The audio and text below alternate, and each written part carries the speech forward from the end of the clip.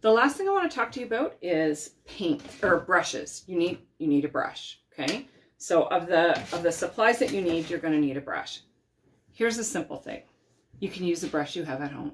If you have a brush that's relatively decent and you've painted walls with it, you can use it, okay? Just go get it. Start using it. I pour these into little like plastic containers, dip my brush in. You're not going to get a big brush in here, so that's what I use. But I'm going to show you some of the other brushes because it can get super confusing. People all have their favorites, and I have my favorite too, but it doesn't matter. You're going to find your favorite. But the point of the matter is that you can paint with any brush. You can do this, okay? This here is called a Zebra, okay? The brand is a Zebra brush. This happens to be a beveled edge, which gives a nice clean edge if you're edging something. This paintbrush is about a year old. I use it relatively often, so you can see it's still in pretty good shape, even though, you know, it's got lots of paint on this part. It's got a name. I don't know what it is. So Zebras are expensive, but they are worth it. I'm not going to lie. It's a nice brush. Okay. This is a Purdy. This is also inexpensive. This is a brush you can find at like exclusive paint stores, like a Sherwin-Williams or something. Purdy. And again, this is just my example of just take a brush that you have and start painting. This isn't going to fit in here comfortably. You can make it fit. You can squish it in. But I would pour this into a container and start painting. I'm going to show you all this in the next video, by the way. Okay.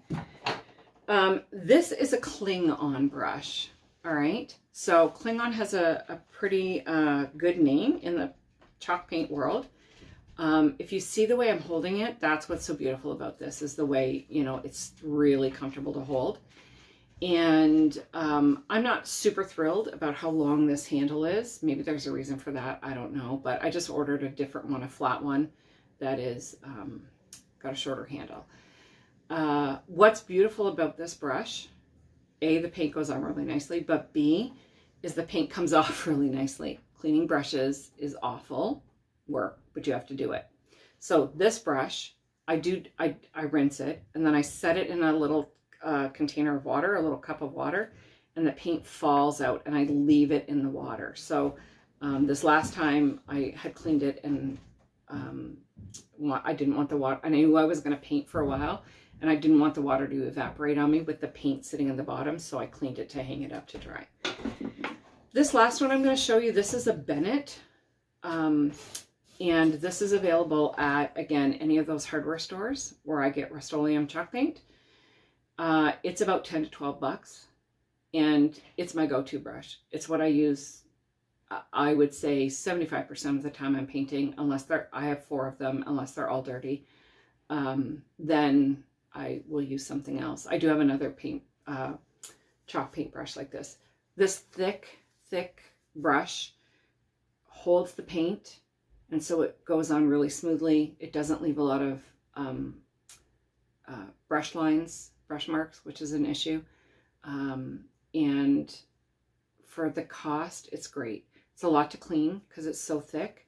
But I hold it this way. I let the water run down on it, let it go out, squeeze, you know. I take a comb, a metal comb it out, and then just hang it like this to dry. All right. If you're going to go out and buy a brush, go out and get this.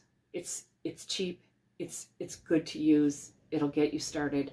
And then eventually, if you want to start experimenting with some of the other more expensive brushes, go for it. Okay. But the thing is that you want to find out how big you want your brush before you're going to spend 45 or 50 bucks on a brush. Okay. This was a Christmas present.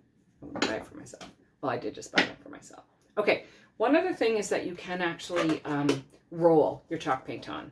So this is what I would recommend if you want one of the little 4-inch rollers. And this is the brand I use. Okay. This Microfiber Plus. This is a 10 millimeter. This is the brand I use. It works well. All right. It's not rocket science. Okay. I clean them out. I reuse them. All right. Okay. Let me just see if I've missed anything. Okay. I haven't. So I'm just in conclusion here. You're going to need to pick your paint brand and color. people ask a million times, what color should I paint this? How do I know? How do I know what color you like or what fits in your decor or what somebody else is going to buy? Neutrals sell better if you're painting something to sell it. White, gray, black, tan, you know, off-white, those are the ones that are going to sell. But, you know, that's personal. All right. You're going to have to like scroll through a million pictures and say, oh, I like that one. Let me see what I can do, if I can make it look like that. All right. So your paint brand and color, you're going to need a decent brush, however you want to do that, whether you have one or you go buy one, and you're going to need a top coat. All right. So you can just go, you could do all this. You can go to Home Hardware this afternoon. You can get your Rust-Oleum paint, or a Behr paint tinted in any color you want. You can pick up a $10 brush and you can get a can of polyacrylic in a satin finish, which is going to give you just a bit of a sheen. And then go to the dollar store and get a sponge and a little container of Socklets, and you are ready to paint. Are you excited? Are you excited to paint? Because really painting is what we want to do. All this other stuff is just like fluff to get us where we want to go. So next video, we're actually going to paint.